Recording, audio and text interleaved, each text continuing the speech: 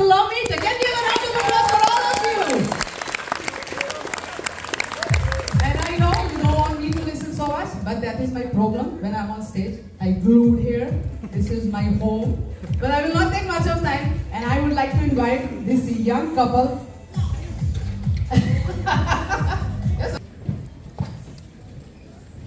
Dear audience, thank you so much India 0 Kilometer to give us opportunity to perform here and to start the program. Actually, it's a proud for us.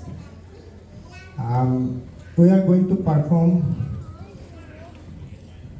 Rabindranath Tagore's poem and a song. I will recite the poem and she will singing the song. The poem actually says about the separation. It's a story of true love, where the poem says about the separation and the song is saying about the reunion or arc to reunion of each other. Actually, love becomes glory when there is a separation, not united.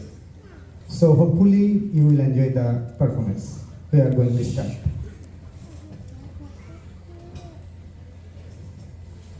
আজিকার দিন না ফুরাতে